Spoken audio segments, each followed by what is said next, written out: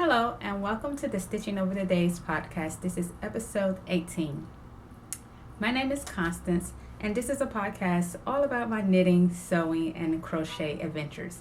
You can find me on Instagram and Ravelry as Cleo, cleocmc, and also a blog where I keep the show notes, yarningoverthedays.wordpress.com. I want to thank any returning viewers and also any new viewers for taking a moment out of your day to hear all about my crafting adventures. So it looks like I'm recording on a Tuesday again.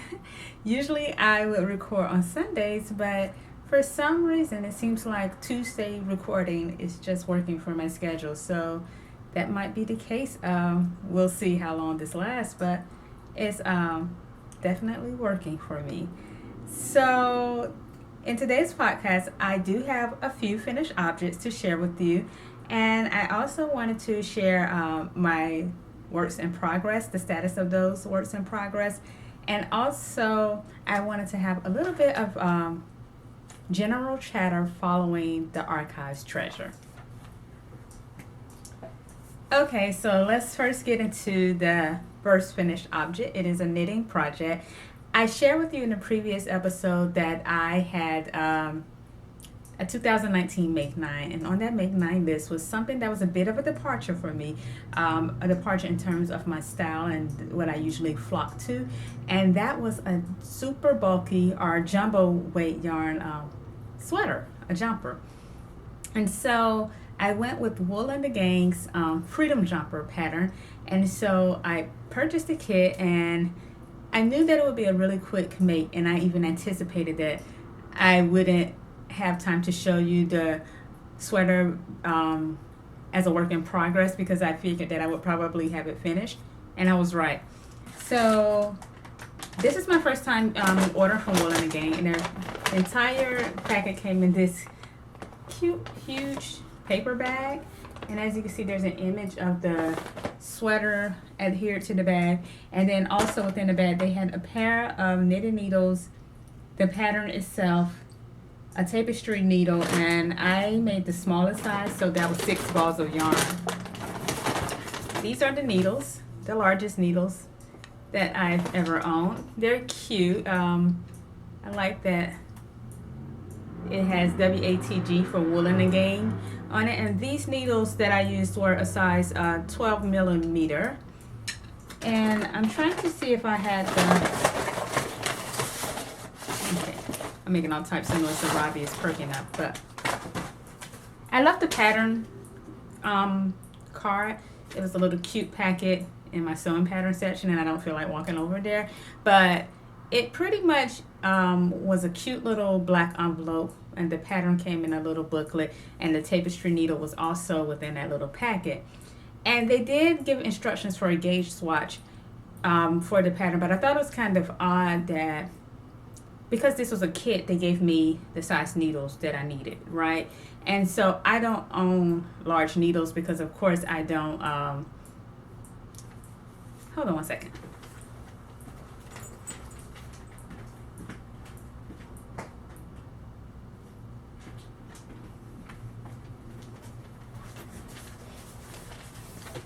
Sorry about that. Okay, there was this dripping that I could hear, and it was really bothering me. But okay, I stopped it. Back to the sweater. So, long story short, I was talking about the gauge swatch for the Freedom Jumper, and I found it interesting that they gave me, told me what my gauge was supposed to be, but of course it came with the needles, and because I don't own large needles, if I check my gauge and I had to go up or down a needle size to accommodate for my gauge, then I would have to, you know what I'm trying to say, have a larger pair of needles or a smaller pair of needles. But of course I don't have that in my stash. And their suggestion in the pattern was that if your gauge doesn't match, you may have to knit looser or you may have to knit tighter.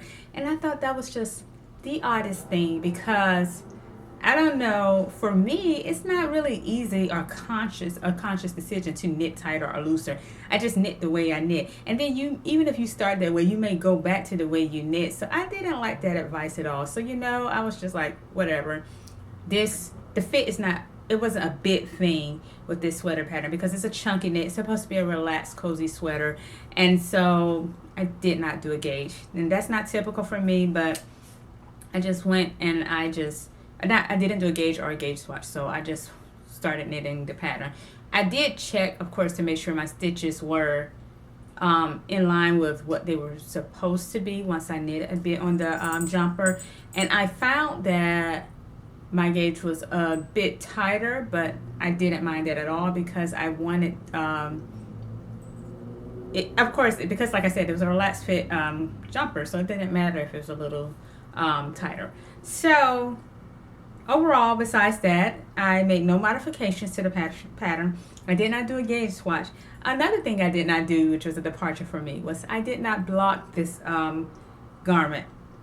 And the reason I didn't block it was because it's such a heavy project. Let me show it to you. I've just been talking about it. But this is the sweater. And this was used with Wool and the Gang's Heal the Wool. And yes, Heal the Wool. And the color was succulent green.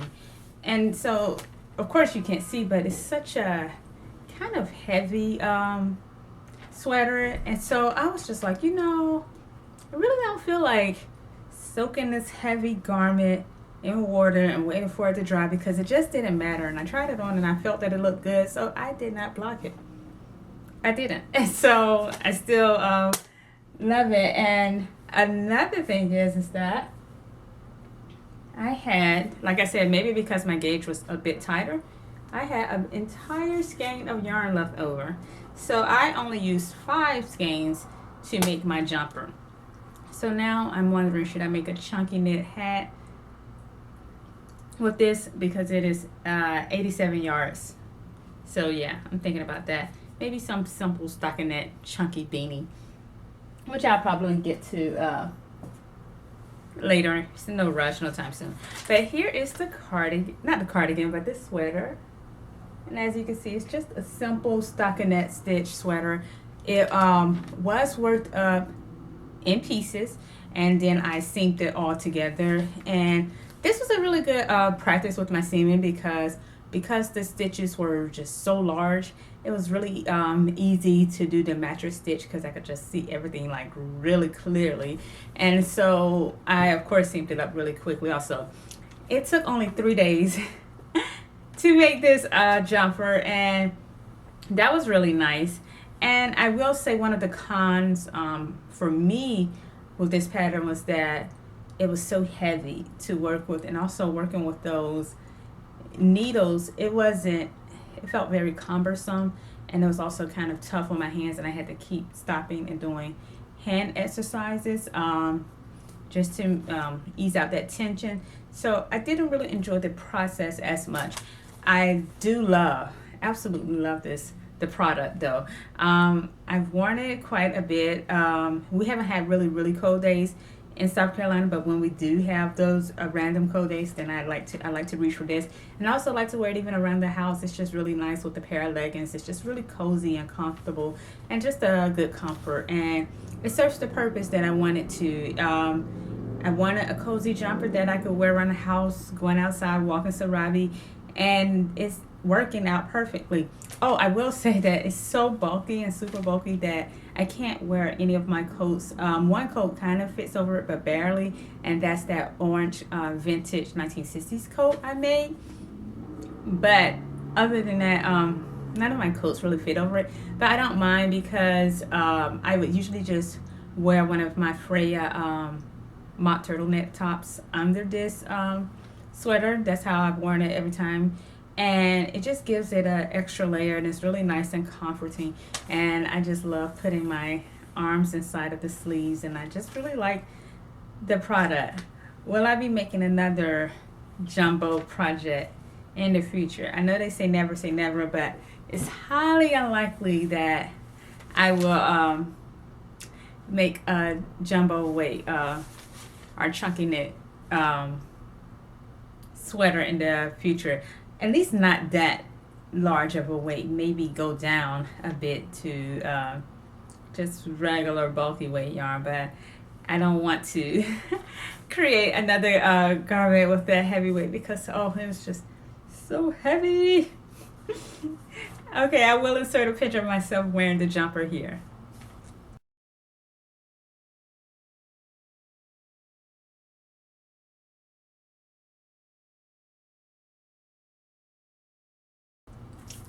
So that is it for the Freedom Jumper. I checked one off on my Make 9. I'm happy about that.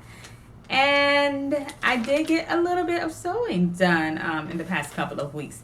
Not a lot, but I'm still pleased with what I did get accomplished. First off is I already shared in a previous episode my 4 Freya tops, and they were all solid colors. And I figured I wanted to revisit this pattern again and make a printed Freya top just because I thought it would be really nice. There's an Instagrammer I follow. Her name is Patsy Pooh Makes, and she made quite a few Freya tops in printed fabrics. And I was like, you know what? I had this in my stash, this fabric in my stash for over a year, and I just remembered it. And I don't know why it took so long to use it because I love this gingham and I love those flowers, those daisies, and it's just someone on Instagram commented that it reminded them of Adelia's catalog. And I don't know, like my generation, I graduated from high school in 2002, and we used to get Delia catalogs.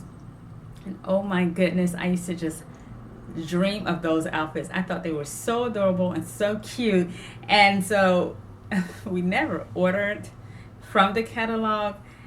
Just a little interesting fact, it was 8 of us in the house growing up, and so my mom did a lot of bargain shopping, and she did all of the shopping for us. So yeah, ordering from Adelia's catalog was not an option, but I would look in the catalog, and I would just dream. And my mom didn't birth 8 children. Her sister passed away, and she took in her 4 children, and she birthed it. She had 4 children, so her 4 daughters plus 3 boys and another girl, and that's why it was so many of us. So yeah, I didn't have the luxury of ordering from Adelia's catalog. So when that Instagram follower commented that it reminded her of Adelia's catalog, it was like, oh, it's kind of like an unfulfilled wish of mine.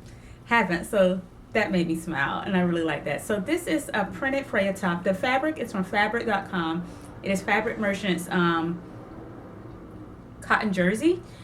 And I think they still do have the fabric available on fabric.com if you were interested in this fabric. And I did not make any modifications. I will say that when it came to the neck, well, first off, this is from Tilly's stretch book. And she has suggestions for creating this neckband. But since this is my 5th time creating the garment, I found that, how did it go? I know I don't follow her instructions to the T with when you're supposed to connect the, why am I having a mind blank, the neckband to the bodice, because I'll just say what I do. I don't know what she suggested doing, but I would first baste it in place with I think I would just baste it in place, what I usually do, with a wide straight stitch. Then I would go over it with a wide zigzag stitch. Is that how it goes? Yeah. And then, so those are already 2 stitches. And then I would serge it in place. Then I would pretty much follow Tilly's instruction, and I would turn it to the inside and top stitch it with another wide zigzag stitch. And the reason I did do that was because I found that I forgot exactly how the instructions were, but the first couple of versions of the Freya top I made, I felt as if I had to go stretch out the neck a bit. And then, of course, once I wore the tops quite a bit, then it's not hard to get over my neck. But to even avoid having to stretch out the neck, I just used wider stitches. And, of course, as you can see, it gives it a really wide, stretchy neck. And so it gets over my head really easily. And I don't know if my braids also probably add to the bulk of making it difficult to get over my head. So that's why I stretched out the stitching a bit. And it worked out perfectly. And that's it for the Freya top. And My next project is nothing new here, but it's been a while since I created a holly burn skirt. It's been over a year, I think. My last holly burn skirt was that gingham version. So I made another. I just wanted a shorter length navy corduroy skirt. And so the fabric is from Joann's. I found it for 60% off. That was a major steal. And I made the Soloholic holly burn skirt pattern, and I made the shorter version, version C, but I added those button tabs from version B, just because I think it's such a little charming aspect. And the buttons also came from Joann's, and it's a beautiful match. So I created this project one night. I think I like cut out the fabric, and then I finally created it in a night. And I did, and then once I created it, I think I let the hem hang, even though it wasn't intentional, for over a week, just because I just didn't feel like hemming it. And I needed a 9-inch zipper, and I was hoping I would have a navy blue zipper in my stash because I wasn't making a trip to Joann's. But the only zipper color I had close to this was this soldier blue color. That's the description. And so I just went with it. I said, you know what? It's okay, and that's how it looks from the back. And I kind of like that slight contrast. It's not a big contrast, but it's a slight contrast. I did not make the mistake this time, and I made sure to cut it along the nap, so everything is all smooth and nice. And what else do I have to say about this pattern? No modifications were made. That is it. Of course, I've been using my serger. Now, this is my first holly burn skirt since I've had my serger. So the insides are all cute and neat, and I really like that. And yeah, that is it. And oh, my zipper is aligned. It's not, there's no, you know how sometimes I used to have that problem of the waist not aligning with the zipper, but I think I mentioned a couple of episodes back that now I make sure to hand baste the zipper in place, and I don't skip that step like I used to, and it's been working out perfectly ever since. And I've worn this Freya top. I actually wore it yesterday with my blue butterick pants that I made from Gertie's line with butterick, and it was a really nice outfit. But surprisingly, I've only worn this skirt just to take pictures. When I took just official photos for my Instagram, but I haven't actually worn it, you know, like in everyday life. So I think I'm going to wear it tomorrow, actually, with my navy blue Freya top, and I think I'll layer my Vivian sweater over it. We've been having, this weather is like spring weather in South Carolina. Today, when I was walking to the campus, it was 64 degrees, and they said today it will be a high of 74 degrees. Yes, and tomorrow is supposed to be a high of 77 degrees. So that is funny. So I think that I'm just going to wear this corduroy skirt with the Freya turtleneck top, and I'm going to layer my Vivian sweater over it. I'm not going to wear a coat, and then if I get too hot after the day goes on, then I'll probably take the Vivian sweater off and just wear the Freya top with the skirt. I think that'll be a nice outfit. So that is it for the holly burn skirt and the Freya top, two patterns that I've made numerous times before, and so I have nothing new to share besides that modification I made with the neckline. And so I will insert a picture of the Freya top and the holly burn skirt here.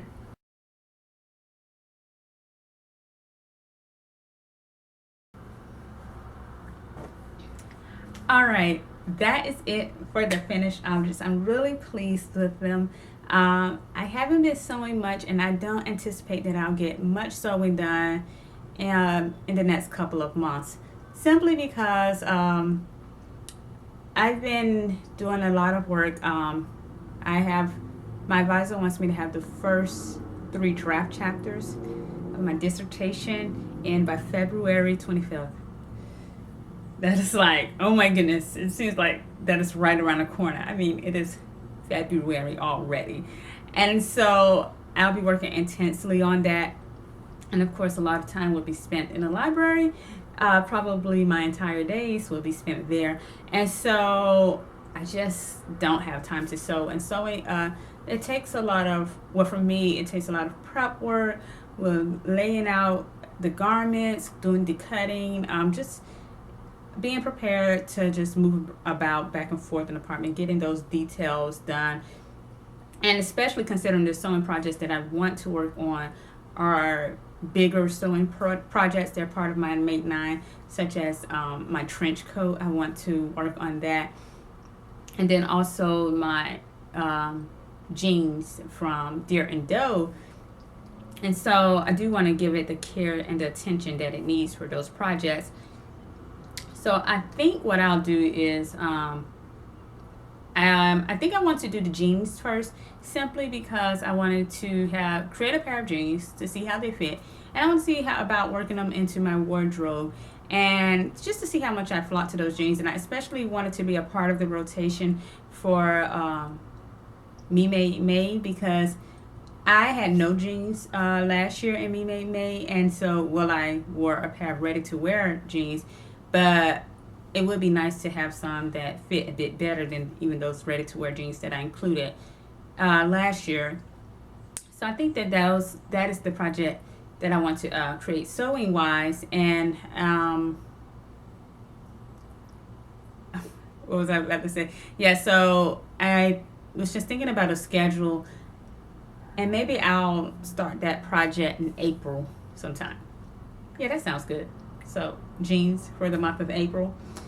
But I haven't stopped crafting because I've been spending so much time in the library.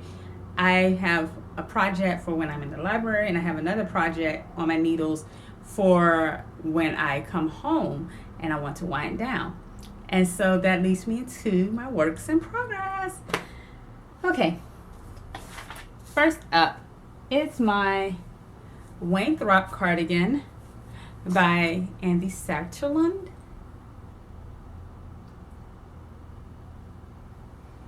And as you can see, I am about finished with the body of the cardigan. I'm just doing the bottom ribbing, and it's been going along so nicely.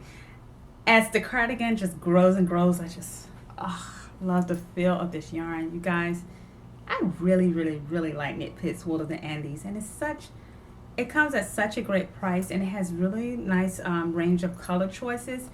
And so this will be my third cardigan in Knit Pit's Wool of the Andes. My first is still one of my favorite cardigans to this day, the Hetty cardigan that I created, which is a design by Andy Satterlund, and I made it in this papaya heather color. It's like this most perfect pink ever. And of course, I made the Salal cardigan in the Wellies heather color, which is kind of like an off black. And so now I'm making it in this forest heather color, which is of course green, and I just love it. And I really just like the look of Knit Pit's Wool of the Andes. I like the lace, how it looks with lace, and I think that's why I love that Hetty cardigan so much, because it's an all over lace cardigan. And I made it with the tweed. Something about the tweed and lace, it just, I don't know, I just like the combination so much. It makes me happy. And so this is going along so amazing, and I'm just thinking this might be a contender for a favorite sweater. We'll see, because my green Agatha cardigan gets worn so much. Like, it's up there with favorite cardigans. And so I'm wondering if this is going to knock the Agatha cardigan down a peg or two, because it's going to be long sleeve and lacy, and we'll see. Or I might just wear both of them equally. But yeah, I'm really enjoying this project so much. Because I take this project on the campus with me, I pack, of course, the yarn with the project. And when I was coming near the end of a ball of yarn, I packed a skein of yarn with in my book bag. And then I had to attend a workshop later that day, and I was rushing because I wasn't late, but I felt that if I didn't leave at that moment, I would be late.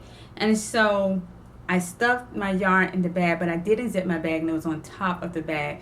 And so when I came home that night, I noticed that I was missing a skein of yarn. And so I'm assuming it must have maybe dropped to the ground or somewhere. I don't know. I lost it. I do know that. And so I had to order a skein of yarn, just one skein from Knit Pit. So I went on Knit Pits and I just ordered one skein of the Forest Heather. And I was really nervous that it wouldn't match because I knew it would be a different dye lot because I purchased this yarn whew, well over a year ago, maybe 2 years ago. And so I knew it would be a different dye lot, and I shared that in my Insta stories. And Katie Canavan on Instagram, she's a great knitter, and she also has some lovely designs. I'm not sure if she's still designing, but check her out. And she told me that when she was doing some test knitting, that she ran out of a skein of yarn with Knit Picks, and she ordered a skein, and it was a perfect match. And she sent me a picture, and she even changed the new skein was on the sleeves, and you would think that you would notice this big huge change, but no, it looked so good. And so that kind of calmed me down a bit. I was like, okay, maybe this will match really nicely. And that skein actually came in the mail yesterday. I'll go get it for you. So I think I'm going to pause for just a second because I need to get it for some reason in the sewing area, and then I'll show you how it matches up. So this is it. It's from lot 204-837. I didn't even check, but I doubt that it matches the dye lot. So it's really great lighting in here today, and I'm looking at it. I can't tell a difference at all.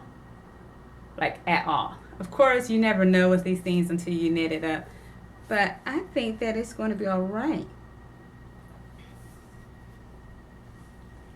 And look at me. I'm just trying to hold it up to the highest light. And, yeah, I don't anticipate it being a problem at all. Look at me. I'm wondering if I need to stop doing this. But okay, I think it's good. Okay, and so that's going along wonderfully, and I'm looking forward to starting the sleeve soon. Maybe this week I'll finish a sleeve. We'll see how it goes. But I'm not trying to rush the cardigan, but I'm hoping to finish it maybe within the next couple of weeks, which I think is completely doable. So that's that for my Winthrop cardigan. I was just trying to find my notes. And my next project has been getting like so much of my attention. I'm so happy that I picked this project back up, and I don't know why it hibernated so long. Maybe I was just really consumed with my sewing. But that is my Jane Seymour cardigan by Alistair Morris from her amazing book, Tudor Roses, which I have the paperback version. There's this beautiful hardback version, which I dream of owning one day. Okay, I have like so many sheets of paper and notes in here. I don't want things to start dropping when I show you the cardigan.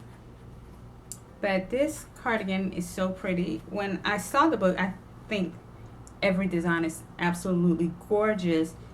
But I think I flocked to this because it was a cropped cardigan, and you know me, I love cropped length sweaters and cardigans, and then I especially really like cardigans. And so she has so many pretty pictures of it, but I guess I'll show you this one. And I shared this in the early days of the podcast, this beautiful design. And I ordered the kit from Virtual Yarns. That's Alistair Morris' website. And the only change I made was, instead of that main color, I didn't go for Red Rattle. That's the name of that color. I went for Bog Bean, which is of course green, because I figured whenever projects, well, I shouldn't even say that because even with that chunky knit cardigan, but I felt that since this project was going to take up so much of my time and be a extreme commitment, I wanted to just have it in a color that was just going to be aesthetically pleasing to me the entire time. And I haven't gotten tired of the color yet. I think the heather shades of this yarn, the yarn is Alistair Morris Hebridean's cardigan. I hope that's the way to pronounce it. 2-ply. But the heather colors are just so beautiful, and the undertones, I could just stare at this yarn even in the skein. But as it works up into this garment that has so many beautiful textures, it just makes the yarn pop even more so. I've been so inspired. But anyway, I had this hibernating for over a year, and then I picked it up and I was back in love again. And if you can see that texture, it's pretty much just amazing. Seeing that those pearl bumps pop through those cables, and those cables in that contrast color. Oh, and then a lot of when I share this garment, I will say it's not like the easiest knit, but it's really not. This is the back. It's really not that complex. Like, you couldn't have told me that. And even when I was reading her description in the back of the book about this garment, there was this one section where she said it was actually one of her easier knits, and I was like, yeah, really, like really. But I really agree with her, because I'm gonna see, where's that section that she said.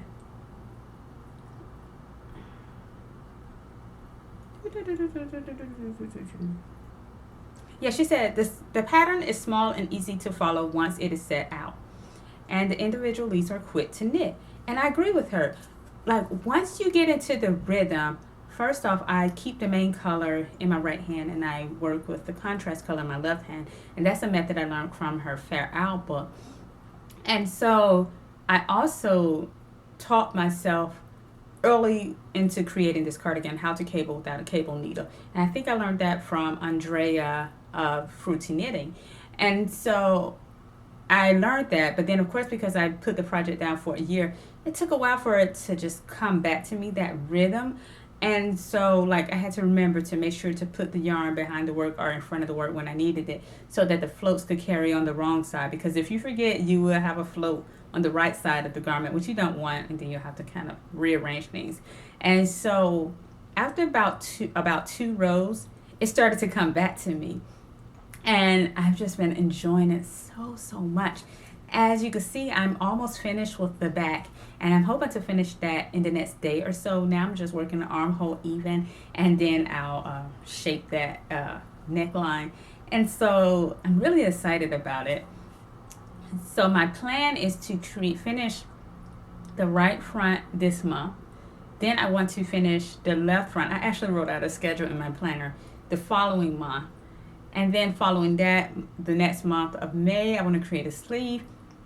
June, I want to, how did it go? February, I wanted to do one side of the front. March, the other side. April, a sleeve, yes. May, another sleeve. And then in June, I wanted to do all of the finishing, because as you saw, first off, there's going to be a lot of ends to weave in. So many ends. Like that leaf pattern is so pretty. But it leaves behind a lot of leaves, but I don't mind. So I'm reserving the entire month of June to the finishing of this garment, because I have to seam it. I'll have to weave in those ends. And, well, I'll first have to, how did this go? Weave in the ends, block it, seam it. And then I'll have to embroider on those gorgeous knots in between each of those diamonds. And I don't know in which order, if I'm supposed to embroider the knots on before blocking. I have to read the instructions. But it's just so beautiful. Someone said it reminded them of a brocade fabric on Instagram, and I thought that was a really, really nice description.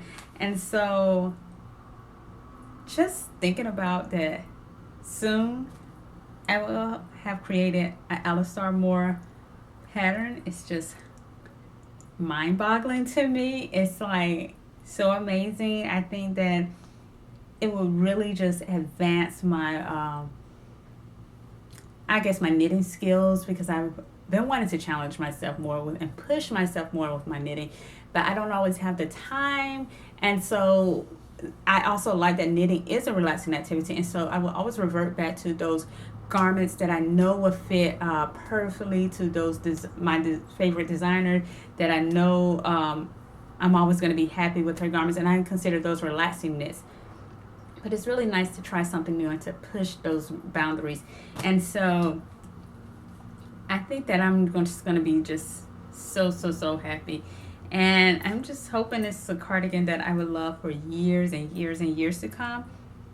And I think that as a treat to myself, when I finish the Jane Seymour cardigan, then I want to order another kit from Alistair Moore's website from her new book. And I'm going to share that design with you all in the general chatter. Yeah, so those are my works in progress. They're both keeping my attention to the T, and I like that whole schedule that I have worked out. Work on the Wang cardigan in the library while studying and working and researching, because it's a good, like I said, relaxing knit. It doesn't take too much concentration, just a bit with the little lace. But then the Alistair Moore pattern is like my wind down for the evening pattern, and so I really like this system, and I think I'm going to keep it up. So that's it for works in progress. I have an archive treasure today. Surprisingly, this is the first time this sweater has appeared on this podcast, and I wear it like all the time in the fall and winter months. And today it was just perfect because it felt like spring weather, but it was a slight breeze, not nothing to make your teeth chatter. And so this is the Chuck sweater by Andy Satterlund. And as you can see, it has a cable design here on the front. The back and the sleeves are just simply stockinette. And I paired it with my denim floral Hollyburn skirt, and I'm wearing my my Simplicity shirt that I shared in the previous episode under it. And I really like how that collar peeps out over this sweater. So this archive treasure, when I first got into knitting, of course, as you all know, Andy Satterlund is my favorite designer, and she her designs captured me, and I thought they were simply gorgeous. And this was one of the designs that really stood out to me. And I remember showing it to my dad. This was like years ago. Had to be around 2008. And I showed him this design, and he said, "Oh, you're going to try to create that?" He's like, "That's really nice." And he's like, "Okay." And I was like, "Yeah, okay." So just because he was acting like so shocked, that pushed me even more so to want to try it. And so I tried it out. Not tried it out. I did create the garment. And he was like, "Wow, that's really good work." So I always like that about this garment. I was pulling up my Ravelry because I know that it's made with an acrylic yarn. And this is Knit Pits Brava worsted, and the color is Rouge. And this is this kind of really bright pink color that I just absolutely love. I've had it for years. Of course, it's acrylic, so I can just throw it in the wash. I don't throw it in the dryer. For some reason, I just choose to just lie it flat and let it block and dry out naturally whenever I let it dry. And so it's just really nice, and it's been holding up so well over the years. Since I pulled up the Ravelry page, let me look at some of the details. I made the size small, and now I tend to make Andy's patterns in the extra small.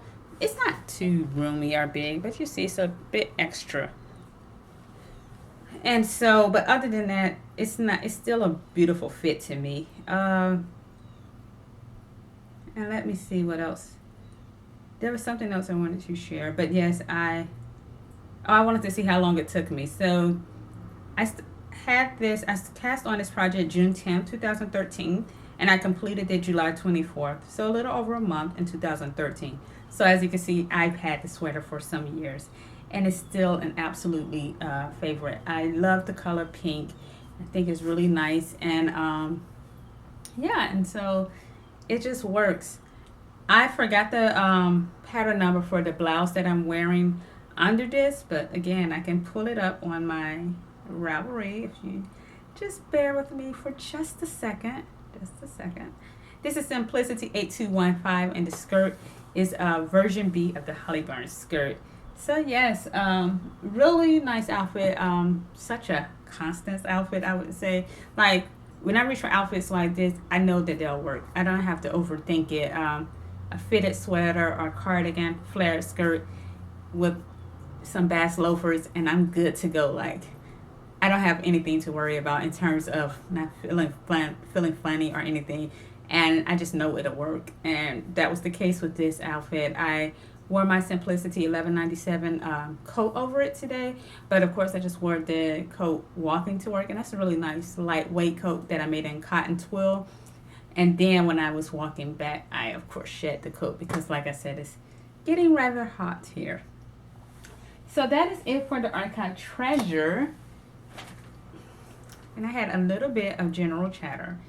I've been participating in this challenge on Instagram, and I love those challenges with the prompts on Instagram.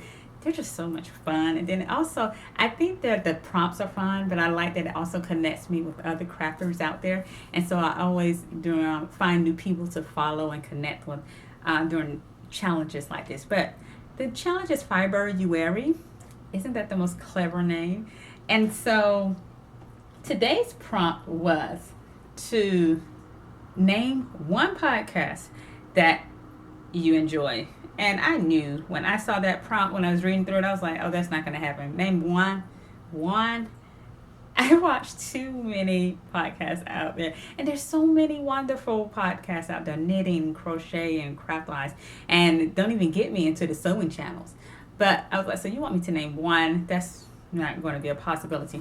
But I'm pretty amazed because I was able to narrow down my vast list of podcasts that I follow to 9. And I thought I'd share them here. So I'm going to try to keep this up because since I watch so many podcasts, then I'd like to recommend some for you. And if you want, you can just go to my Instagram page, and I also have each of the podcasts listed there. But I thought I'd share with you. And this list are just some of my old favorites, and then just a couple of, one new favorite. But the rest are really just my old favorites. So first up, I listed Danny of Little Bobbins Knits. So if you've been following knitting podcasts as much as I have, you've probably heard of Little Bobbins. She's amazing. And as I've stated all of this on my Instagram, but I just wanted to explain a little bit more because I didn't have enough text, and then I ran out of text or space for text.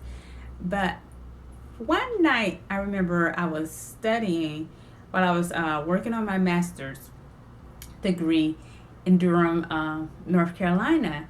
My master's is in library science. And I don't know, randomly YouTube recommended Danny's channel, and it was called Little Bobbins Knits. And I was like, what is this? And I saw that the episodes were quite long. That was unusual for me because I was used to YouTube videos lasting 10 minutes, 15 minutes is considered really long at the most. And but the typical YouTube videos, maybe 5 to 10 minutes. But I was like, oh, I'm just going to watch it. And so I watched it, and oh my goodness, I loved it. I watched the whole episode, and then I just binge watched all of her episodes. Her demeanor is so gentle, and it's so calming. And even, not even her demeanor, but her projects, even the aesthetic and the colors, they're all just very calming, beautiful. Everything is just so peaceful. And I think that was what I needed because I was, as I was saying, I was heavily involved in so many things with work and with volunteering, and then also working on my master's. And then I was also involved in quite a few student organizations. And something about that podcast just captured me, and it just calmed me down. It was like the biggest stress relief. And I love those episodes when her mother would appear, and I would even rewatch episodes. And she was the first knitter that I saw was really big and heavy into sock knitting. And that's when I was like, one day I want to try sock knitting, even though that was something I never really thought I'd get into big before. But I've created a few socks in the past. So that podcast was the first knitting podcast that I followed. And for a few years, it was the only knitting podcast that I followed. I just never thought to look for others. I just continued to follow Danny, and I kept it moving. I continued to follow my blogs because that was the main thing that I followed in the past. But I don't read blogs or crafting blogs as much as I used to. I still do read them. So that was the first podcast. Then about a year and a half or 2 years ago, I discovered Eva from The Charm of It. And I'm sure, like I said, you may have heard of these. Like, I don't want to feel like I'm repeating or preaching to the choir. But I just wanted to say that Eva was the podcast that really got me hooked into knitting podcasts. I was really amazed that she had been knitting for such a short period, but she was so advanced. Like, and she wasn't afraid to try new things. Like, if the fit of a garment didn't work, rip it back, do it again. And I was just amazed by that. I like that like can-do attitude towards knitting. And she has this way of presenting issues and topics to us, topics besides knitting. And we all love knitting. And she does it in such a great manner that it's just amazing. And so that's Eva from The Charm of It. I then listed, of course, Andrew and Andrea of Fruited Knitting. Love that podcast. I like that it brings together the global and diverse community of the knitting, the entire knitting environment. And so I love that, and I will continue to support them always. And I like that even the topics are diverse on Fruity Knitting. They, of course, it's mainly knitting, but I like when other things are introduced. And just recently, I've been catching up on episodes that I missed out on last semester because I was so busy. And there was this segment, Knitting Behind Bars. And I remember when that segment aired on ABC News. It makes me so emotional. There is this woman, she's been teaching prisoners to knit. And I like that she brought the beauty of a craft to an environment that was just so tough and so challenging. And when Andrea interviewed her, she even got emotional. It inspired me, and it makes me want to just do more. And so just stories like that show how knitting can bring together just diverse communities, people from different backgrounds and different situations. That's just an example of how amazing this podcast is. Okay, and some of the other podcasts I listed, I'm just going to quickly run them down because feeling a bit emotional thinking about that segment. Okay. Celine of Basic Stitch Knitting. Check out Kalisha of the Quirky Monday podcast. Very diverse skill set. Isabel of Fluffy Fibers. She's located in the south of France. Maria of Stitched in Sweden. She's an amazing knitter and also seamstress. Aiden of the Knitting Monk. I mentioned him quite a few times in past episodes. And also a new podcast that I've been following is Jade of So Perfect Pearls. She's an amazing spinner, and I hope to one day become a spinner. And so that's why I've been really enjoying those channels. So yeah, that is it for some podcasts that may interest you. And I also wanted to share one more future project that I think I will add, and I'll be right back. So I think I touched kind of briefly on it, that when I finish my Jane Seymour cardigan, as a treat to myself or a reward, a pat on the back for creating an Alistair Moore pattern, then I want to treat myself to another Alistair Moore kit. And so at first I was thinking about doing kind of like maybe a palette cleanser project, and I really like the design. Queen Elizabeth the First is my favorite Tudor, and so it's only apt that I should want to create the garment for her. And she describes that garment as really easy in the book.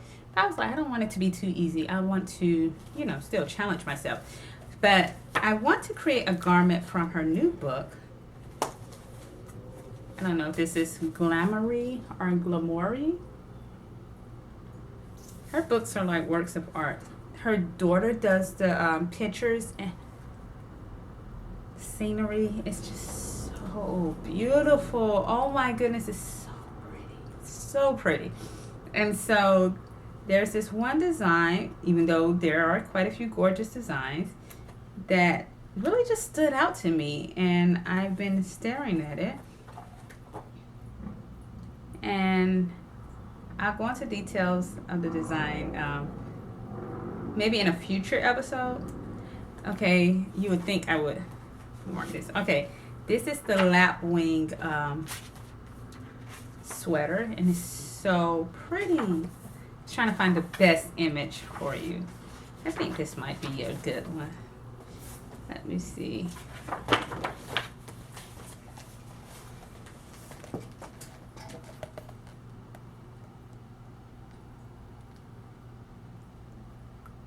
Okay.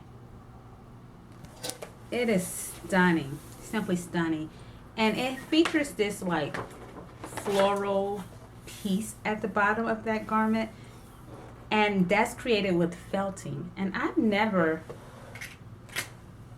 felted anything before. And she suggested, she said if you don't want to include that floral part, you can extend that back piece. Do the same thing that you did in the back to the front. And the back is gorgeous. However, it was that floral part that was something that drew me to the pattern. So I don't want to exclude that part. So I'm going to give it a go. I've never, as I've stated, felted anything before, so we'll see how it turns out. But like I said, when I finish the Jane Seymour, I'll treat myself to this. Of course, it's another cropped garment. I really like that shape. And I'm going to make her smaller size, and I'll order that kit sometime this summer. So I'm really excited about that project, and I'll talk more about it as I get further and deeper into it. But I just wanted to share that with you all, that it was on my radar. Well, that is it. I'll see you all in maybe a few weeks, and maybe I'll have some things to share. I'm hoping I finished my Andy Satterlin, the cardigan, soon, and I'm looking forward to wearing that quite a bit. And so I just hope you all continue to enjoy your crafting adventures and continue to occupy your time with your sewing, your knitting, your crochet, or what other hobbies you may have. Have a great day. Bye.